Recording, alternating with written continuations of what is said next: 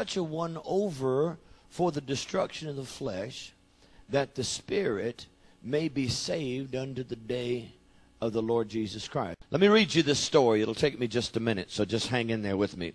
There was a man who was given much thought to what he wanted in life. He had experienced many moods and trials. He had experimented with different ways of living, and he had his share of both success and failure. At last, he began to see clearly what he wanted, where he wanted to go. Diligently, he searched for the right opportunity. Sometimes he came close, only to be pushed away. Often he helped with all his strength and imagination, only to find the path hopelessly blocked. And then at last it came to him, but the opportunity wouldn't wait. It would be made available only for a short time.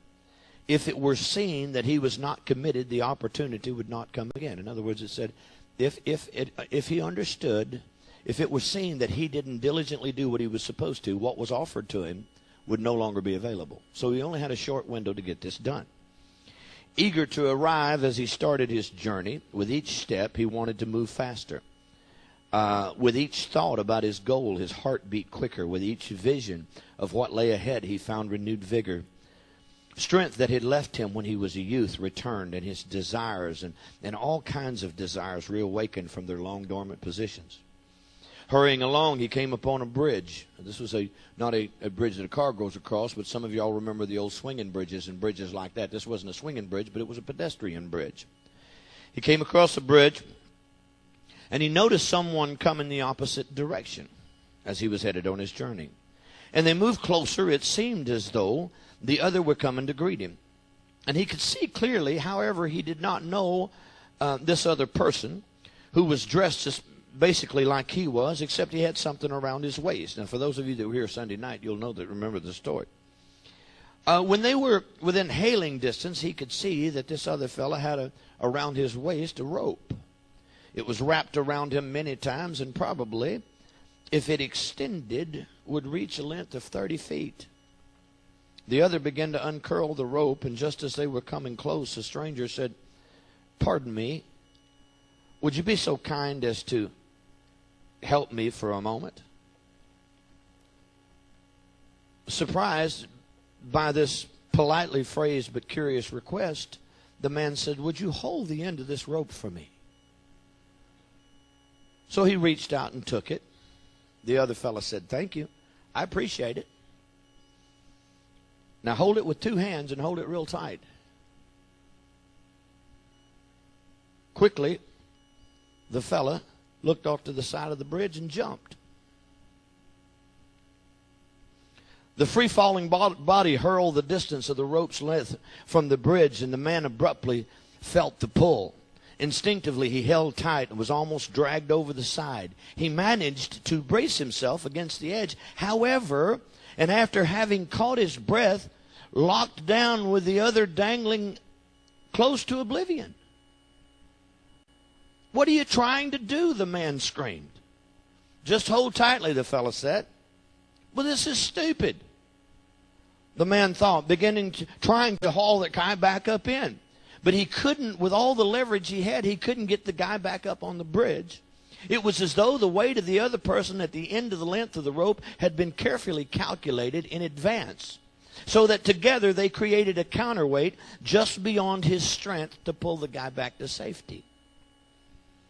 "Why did you do this?" he called out. "Remember," said the other, if you let go, I'll be lost. I'll die in this." "I'm your responsibility," the man said. "But I didn't ask for this." "Well, if you let me go, I'll die." He began to look around for help, and there was no help. And how long would he have to wait? Why did this happen to befall him now?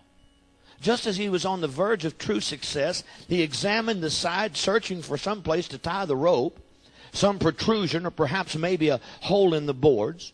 But the railing was unusually uniform in shape, and there was no spaces between the boards. There was no way to get rid of this newfound burden, even temporarily. "What do you want?" he asked the other hanging below. "Just your help."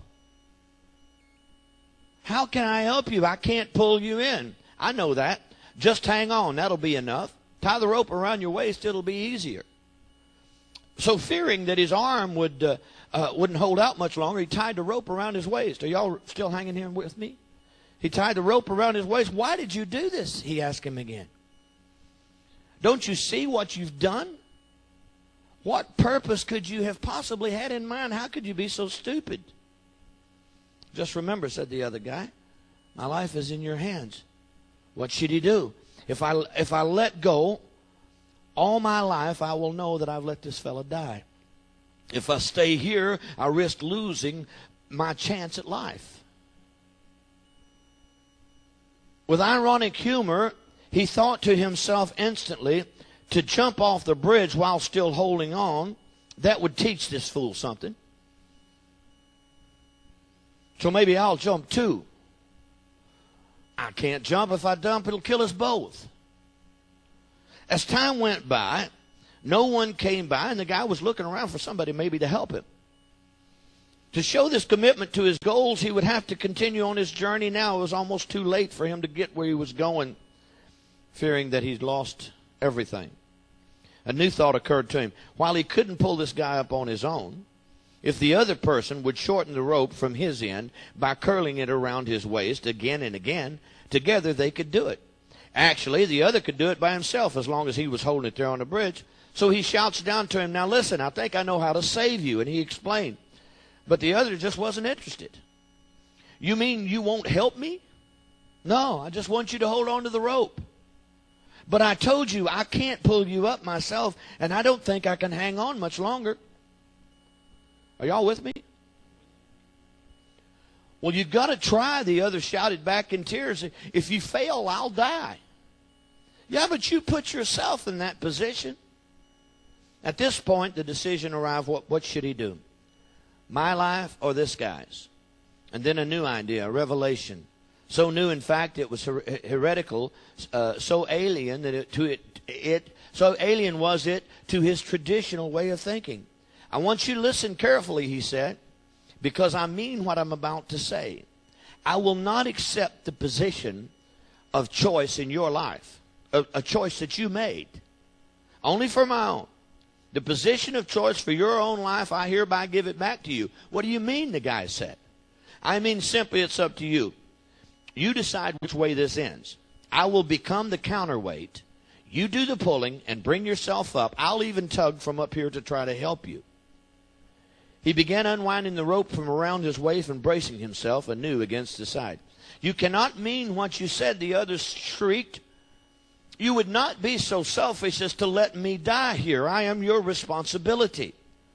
What could be so important to you that you would let somebody else die, that you would do this to me? He waited a moment. There was no change in the tension of the rope.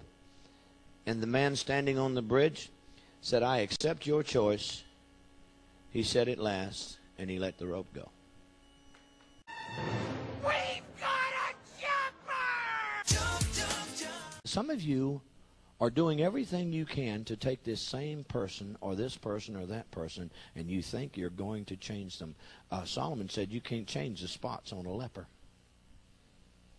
Sometimes you got to turn them loose, let them go, let them out there, and let them find out. Bless God, this ain't as easy as I thought it was. Turn such a one over to Satan. In doing so, you may save his soul from hell. That's hard. We don't like that because, you know something? Our love for the people that we love is so strong. You know something that I didn't do? When I took the rope, I didn't promise that guy how long I'd hold it. As Christians, should we refuse it? Absolutely not. As Christians, we should take the rope. But as Christians, we should make a determined time of when we're going to turn that rope loose. Do you know when Moses became victorious? When his mama put him in the river. His victory started when his mama let go of the rope. Sometimes you hold that rope way too long, and all you're doing is hurting them.